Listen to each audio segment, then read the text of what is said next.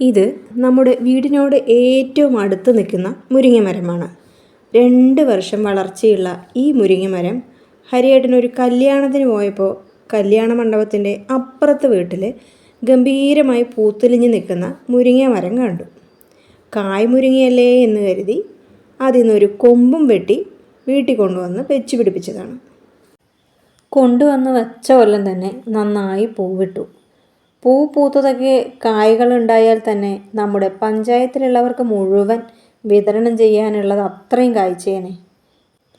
എന്നാൽ ആ വർഷം ഒരു കായ് പോലും ഈ മുരിങ്ങ മരത്തിലും ഉണ്ടായില്ല. ഞങ്ങളാണെങ്കിൽ പൂ പറിച്ചാൽ കായ്ച്ചില്ലെങ്കിലോ എന്ന് കരുതി പൂവും പറിച്ച് കറി വെച്ചില്ല.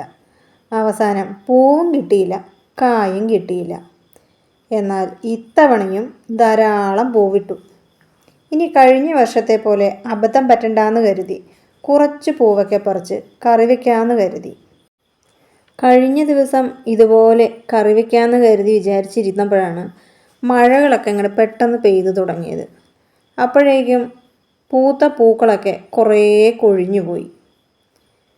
കായുണ്ടാകുന്ന കരുതി ഇനിയും പൂ പറിക്കാതിരുന്നാൽ ഉള്ളതും കൂടെ കൊഴിഞ്ഞു പോകും. പക്ഷേ ഇടയ്ക്ക് ചെറിയ ചെറിയ മുരിങ്ങക്കായ്കളും കാണുന്നുണ്ട് കേട്ടോ. പക്ഷേ അതൊന്നും പിടിക്കുമെന്ന് തോന്നുന്നില്ല. പിടിച്ചാലും ഇല്ലെങ്കിലും കുറച്ച് പൂക്കളൊക്കെ പറിച്ചെടുക്കുന്നുണ്ട്. കാണാൻ നല്ല ചന്തമാണ് കേട്ടോ ഈ മുരിങ്ങപ്പൂക്കളൊക്കെ. പറിച്ചെടുത്ത മുരിങ്ങപ്പൂക്കൾ വൃത്തിയാക്കി എടുക്കട്ടെ. ഇതിൽ ചെറിയ ചെറിയ കൂഞ്ചിലുകൾ ധാരാളം ഉണ്ടാവും. ചിലപ്പോൾ ഇത് വയറ്റിനകത്ത് പോയാൽ വയറുവേദനയ്ക്കോ വയറിന് പ്രശ്നങ്ങളൊക്കെ ഉണ്ടാവാൻ സാധ്യതയുണ്ട്. അതുകൊണ്ട് കോഞ്ചിലൊന്നും പെടാതെ മുരിങ്ങപ്പൂ വൃത്തിയാക്കിയെടുക്കുന്നുണ്ട്. ഇനി അത് കറി വയ്ക്കാൻ നോക്കാം. നമുക്ക് ഈ മുരിങ്ങപ്പൂവിനെ ചാറ് കറിയായിട്ടോ ഉപ്പേരി കറിയായിട്ടോ ഒക്കെ വയ്ക്കാം. ഞാനിന്ന് ഉപ്പേരി കറിയായിട്ടാണ് കേട്ടോ വയ്ക്കുന്നത്. കറിക്ക് ആവശ്യമായിട്ടുള്ള കുറച്ച് ചെറിയുള്ളിയും മുളകും അരിഞ്ഞു മാറ്റി വെച്ചിട്ടുണ്ട്.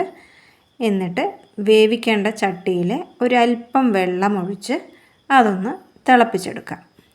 ആ വെള്ളത്തിലേക്ക് അരിഞ്ഞു വെച്ച ചെറിയുള്ളിയും പച്ചമുളകും ഇട്ട് വേവിക്കുന്നുണ്ട് കേട്ടോ. പിന്നെ കറിക്ക് ആവശ്യമായിട്ടുള്ള ഒരല്പം ഉപ്പും ഒരു നുള്ള് മഞ്ഞൾപ്പൊടിയും ഇട്ട് കൊടുക്കുന്നുണ്ട്. അതെല്ലാം നന്നായി തിളച്ച് വരുമ്പോൾ നമ്മളെടുത്ത് വെച്ച മുരിങ്ങപ്പൂ വെള്ളത്തിലോട്ട് ഇട്ട് കൊടുത്ത് നന്നായി ഒന്ന് ഇളക്കി യോജിപ്പിച്ച് അടച്ച് വെച്ച് വേവിച്ചെടുക്കുക. 1-2 ആവി വരുമ്പോഴേക്കും തന്നെ നമ്മുടെ മുരിങ്ങപ്പൂ നന്നായി വെന്തിട്ടുണ്ടാവും.